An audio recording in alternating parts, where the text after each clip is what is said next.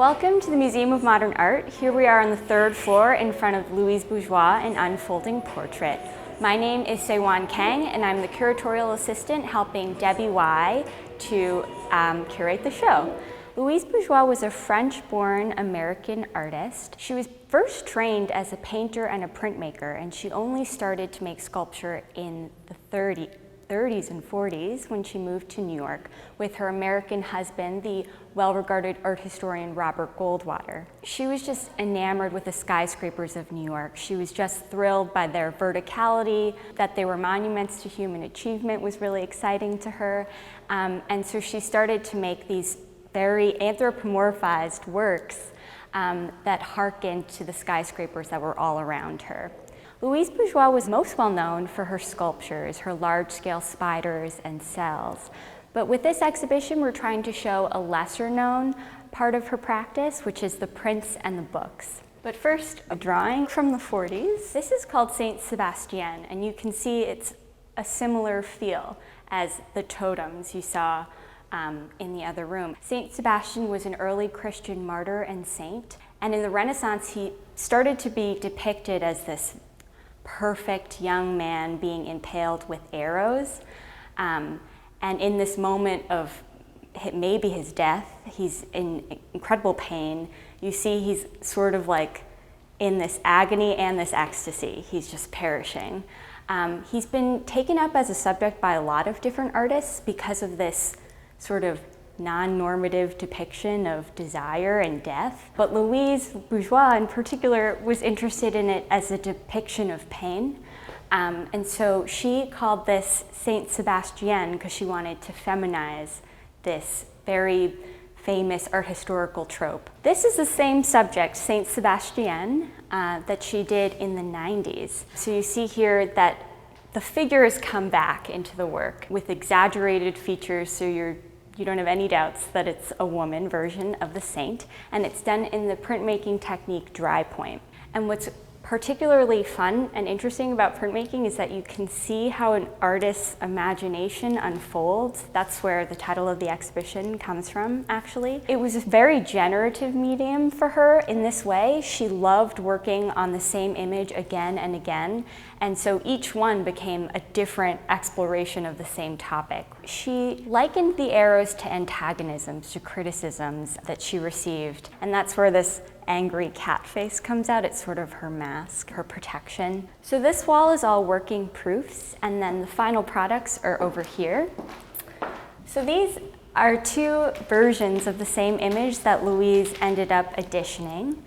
And in this example, it's stamped with a metal sealing stamp of her father. And she talked a lot about how her father was very antagonistic toward her, that he criticized her all the time, embarrassing her in front of their guests, and it really affected her. So in the second version, she's created her own metal sealing stamp. She and her father shared the same initials. His name was Louis, and she was named Louise.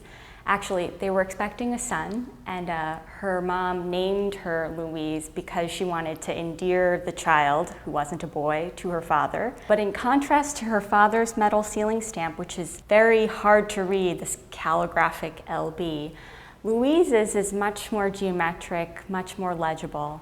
And she did that because she said she wanted to be readable. She wanted people to understand her. And she said that if people understood me, they couldn't help but love me. So here you see 3 eggs in this very strange and elaborate hairdo. She said that those were her 3 sons.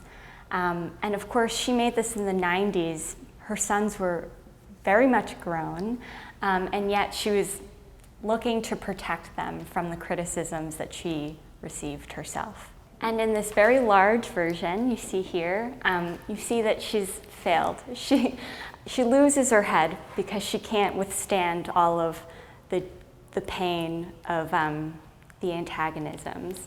And she likened these lines in the woman's form to tree rings. Saint Sebastian in traditional renderings is usually tied to a tree, and so you see here that the woman has become the tree. So these works are all from the 90s when she was an 80-year-old woman. She was highly prolific. She was making art until the very last days of her life when she died at 98. But I also want to show you this earlier work that's very much related to these works from the 90s. So this is a self-portrait, another self-portrait of Louise as a bird woman. You see again the 3 eggs in the bowl. That's again her 3 sons. And in contrast to the Saint Sebastian works, this is a really happy scene. And you can tell it's a happy scene because of her beautiful long hair and because of her pearl necklace.